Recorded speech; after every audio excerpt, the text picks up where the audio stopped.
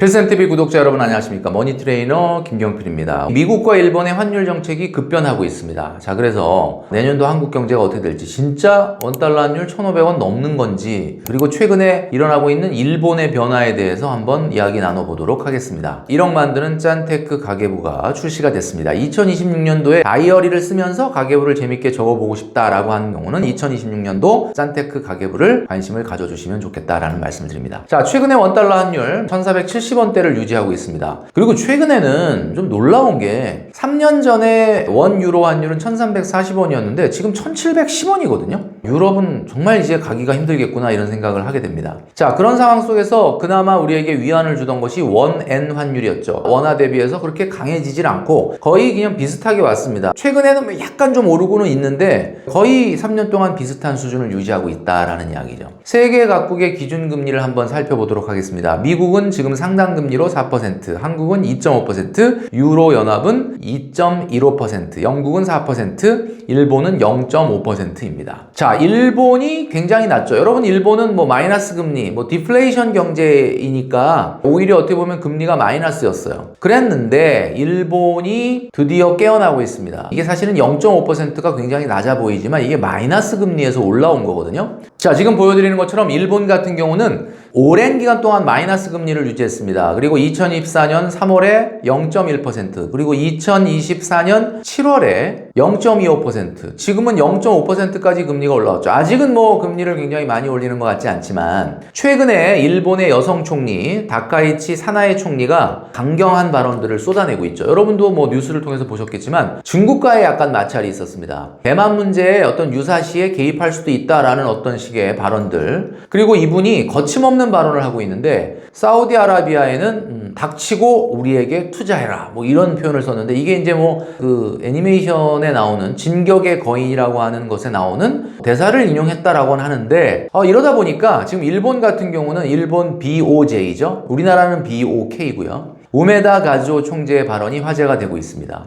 12월 18일, 이제 얼마 남지 않았는데 금융정책회의에서 금리 인상을 본격적으로 검토하겠다라고 되어 있습니다. 시장에서는 일본이 이것은 사실상 금리를 인상하겠다고 선언하는 것으로 받아들이고 있다라고 하는데, 그러다 보니까 언론에서 이런 뉴스들을 쏟아내고 있습니다. 일본이 드디어 금리 인상을 한다. 해외 자금이 이동할 것이다. 나가있던 엔캐리 트레이드가 청산된다. 해외에 나가있던 이런 돈들이 다시 일본으로 돌아오게 되면은 해외 자산시장, 특히 미국의 자산시장이 충격을 받을 수도 있다. 자, 이렇게 세계 경제의 환율을 둘러싸고 있는 움직임들을 한번 살펴봐야 되는데, 일단 원달러 환율을 좀 체크해 보도록 하겠습니다. 지금 영상을 찍고 있는 날짜 기준으로요, 여전히 1,470원입니다. 정부는 말이죠, 해외 주식 투자를 위해서 달러를 시장에서 여전히 많이 사들이고 있는 국민연금과 협의에 나서고 있습니다. 그리고 거기에 수출기업까지 환율 안정에 동참해달라고 호소를 하고 있고요. 여기에 이제 일본이 금리를 인상하게 되면 이 원엔 환율도 올라가는 거 아니야? 라는 생각을 하게 되는 거죠. 자, 두 번째는 일본 금리 인상 신호와 글로벌 경제의 영향입니다. 미국이 내년에 중간선거가 있죠? 어쨌든 금리 인하의 기조를 계속 유지하면서 돈을 풀려고 할 겁니다. 반면에 다른 국가들은 대부분 지금 금리를 동결하고 있거든요. 우리나라도 아마 내년 상반기까지는 동결 분위기로 가지 않을까라는 생각을 합니다. 자, 이런 세계 주요 국가들의 금리, 통화 정책은 대체적으로 금리 인하기지만 동결 내지는 금리 인하기의 마지막을 가고 있는데, 일본이 가장 먼저 금리 인상의 깃발을 내걸었다라고 말씀드릴 수 있습니다. 자, 이렇게 되면은 좀 전에 말씀드렸던 것처럼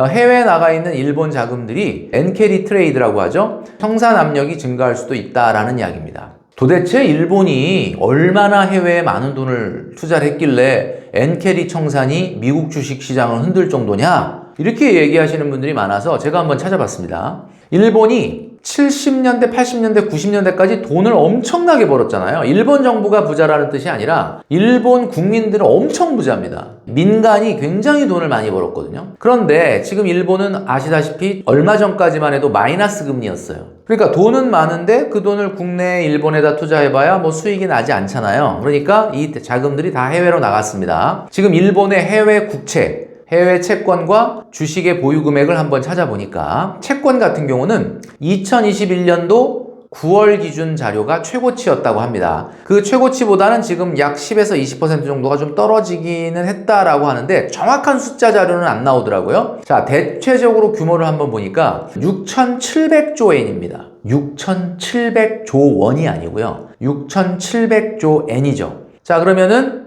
이게 우리나라 돈으로 얼마냐? 6경 3,637조 9,400억.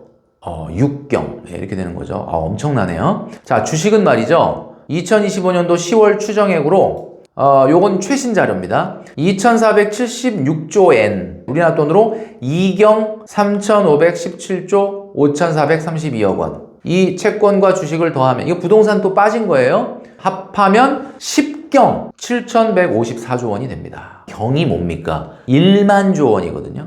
근데 지금 10경이에요, 10경.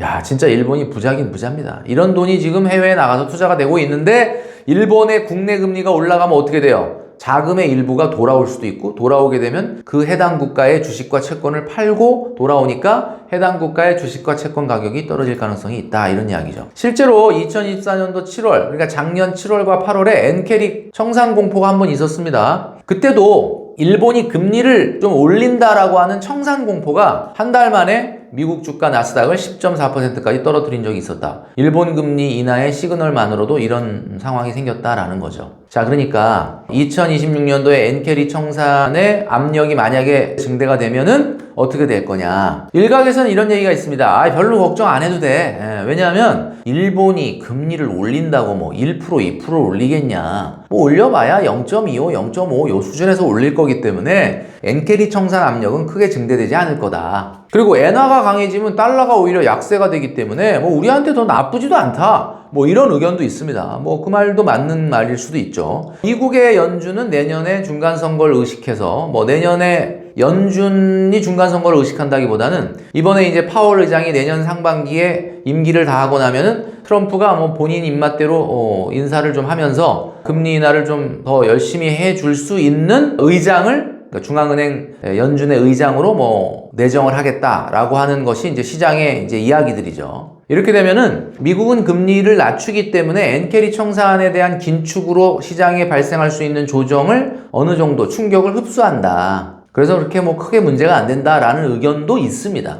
그러나 어쨌든 작년에 엔캐리 청산 공포만으로도 나스닥이 10% 떨어진 거를 보면 실제 일본이 내년에 금리를 조금 많이 올린다라고 하게 되면 실제 미국 주식시장에서의 자산에 영향을 분명히 줄 거다라는 생각을 하는 겁니다. 이런 상황 속에서 우리나라 환율 정책을 어떻게 해야 되느냐. 이런 말 하면 또 불안감 조성한다 이렇게 얘기하실 수도 있는데, 근데 솔직히 말씀드리면 실질적으로 우리나라 원달러 환율을 안정화시킬 수 있는 당국의 대책은 마땅한 게 없습니다.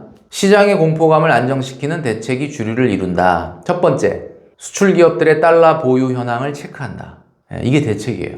그러니까 숙제검사 선생님이 일로 갖고 와봐. 숙제했어? 이렇게 보는 거. 그런다고 학생들이 열심히 공부할까요? 뭐 어쨌든 근데 일단 재수추원은 해야죠. 두 번째, 국민연금과 한국은행 간의 외환 스와프 연장했죠. 시장에서 국민연금이 해외에 투자하려고 자꾸 달러를 사려고 하니까 외환시장에서 달러 가격이 안 떨어지니까 달러 필요하면 한국은행한테 빌려라. 외환시장에서 자꾸 매수 주문을 내면은 원달러 환율이 자꾸 올라간다. 이게 외환 스와프입니다. 그 다음에 세 번째는 국민연금의 전략적 한해지 뭐 이런 거. 네 번째, 여러분 아시겠지만 국민연금 요율이 지금 9% 아닙니까? 9%인데 직장 다니시는 분은 회사에서 4.5% 내주고 본인이 4.5% 급여에서 떼잖아요. 9%인데 내년에 이게 0.5% 올라갑니다. 내후년에도 또 0.5% 올라가. 그래서 8년 후에는 13%까지 올라가는 거 여러분 다 아시죠? 앞으로 중장기적으로는 국민연금 보험료가 올라가고 지금 연도도 뒤로 지연될 가능성이 있습니다. 자, 이렇게 되면 내는 돈은 많아지고 뒤로 지연되는 기간은 길어지면은 지금 2000년대생들이나 90년대생들 같은 경우는 어때요?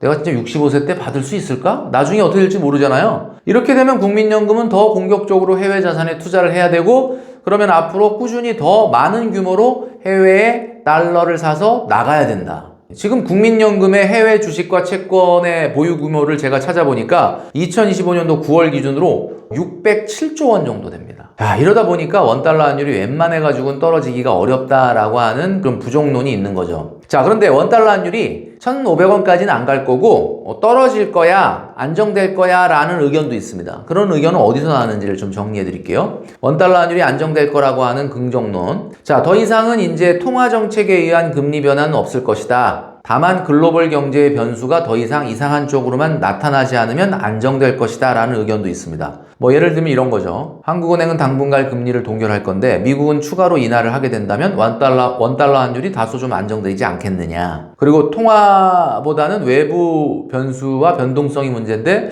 앞으로 뭐 이렇게 대단한 변동성이 안 나타난다면 좀 안정되지 않겠느냐. 뭐 이런 환율의 긍정론도 있습니다. 자, 그런데 제가 여러분들에게 말씀드렸던 세 가지의 변수 있었죠? 그 변수가 뭐였죠? 첫 번째 시나리오는 트럼프 상호관세의 무효 판결입니다. 자, 빠르면 올해 안에 나올 수도 있고 늦으면 1월 초에 나올 수 있다고 합니다. 이게 시장의 어떤 변동성을 좀 증대할 가능성이 있어서 원달러 환율을 올릴 가능성이 있어요. 자, 두 번째는 실업률이 내년에 급격히 안 좋아지면서 높아지면서 고용 자료가 악화되게 되면은 요것도 순간적으로 어떻게 보면 원달러 환율을 끌어올릴 수 있는 요소가 있습니다. 어쨌든 뭔가 불안 요소가 생기면 원달러 환율은 올라가거든요. 세 번째는 인플레이션, 미국의 물가 지표가 악화되면 인플레이션율이 올라가게 되면 이것도 제가 봤을 때는 분명히 원달러 환율을 높일 수 있는 요소가 된다라고 말씀드릴 수 있는 거죠. 자, 좀 전에 말씀드렸던 원달러 환율이 안정될 거야 라고 하는 긍정론 말고 부정론이 지금은 조금 더 힘을 얻고 있는 것 같습니다. 이제는 1,300원, 1,400원대는 잊어라. 그냥 1,400 후반이나 1,500원이 어떤 뉴 노멀이 될 거다라는 이야기도 많습니다. 이게 왜 그러냐? 환율이 오를 때마다 지금 구두 개입을 하고 있고 지자협의체라는 건 지자체와 정부기관들 또는 국민연금이 이렇게 협의체를 만든 거예요. 사실 이런 걸 만들었다는 것 자체가 조금 반시장적이죠. 원화의 상대적인 실효 환율이 지금 2009년도 그러니까 금융위기 이후 정도 수준으로 굉장히 지금 원화의 체력이 약해져 있다라는 의견도 많고요. 내년에 트럼프발 세계 경제의 변동성이 조금이라도 시장에 나타난다면 안전자산으로의 회귀, 그러니까 안전자산으로의 쏠림 현상이 생기면서 또 원달러 환율이 올라갈 수 있다. 제가 오늘 일본 얘기를 하면서 왜 우리 원달러 환율 얘기를 했느냐. 정리하면 이렇습니다. 일본이 금리를 올려서 엔캐리 청산이라고 하는 일이 실제로 일어난다 그러면 우리한테는 좋은 거죠. 왜냐하면 강해지는 엔화 대비 약해지는 달러면 원달러 환율이 조금 안정될 가능성이 있으니까. 그런데 거꾸로 생각해보면 엔캐리 트레이드 청산이라는 게 시장에 굉장히 큰 폭풍으로 다가오게 되면은 이거 자체가 불안감이라서 안전자산으로의 욕구를 또 끌어올리게 되고 그러다 보면 원달러 환율이 올라갈 수 있다. 그래서 솔직히 일본 금리 올리는 것 자체는 저는 뭐 싫지 않아요. 반가워요. 일본이 좀 금리 올려서 엔화가 좀 세지면 우리나라 수출 기업이 일본하고 경쟁하는 데도 도움이 되고 상대적으로 약해지는 달러에 대해서 우리나라가 물가 안정도 기할 수 있고 환율 방어도 되고 좋다. 그런데 문제는 이게 어느 쪽으로 불똥이 잘못해서 세계 경제의 어려움과 변동성으로 부각이 되면은 또 원달러 환율에 문제가 생겨서 이제 진짜 1,500원 시대가 열릴 수도 있게 된다라는 이야기죠. 그래서 우리는 이 환율이라고 하는 것은 정말 예측하기가 어렵기 때문에 여러분들의 투자나 저축이나 여러분들의 돈 관리에서 이 환율이라고 하는 것은 매일 체크업을 하면서 여러분들이 신경을 써야 되는 부분이다 라고 하는 부분을 말씀드립니다. 자, 12월 18일 BOJ의 회의 그리고 발언들 진짜로 어느 정도나 금리 인상의 가능성을 확실하게 내비칠 것인지 그 인상의 시기나 인상폭이 어떨지 여러분들과 함께 잘 관찰해 보면서 앞으로 원달러 환율이 안정될지 아니면 조금 더 불안해질지에 대해서 미세하게 같이 관찰하시는 여러분 되시기를 바라겠습니다.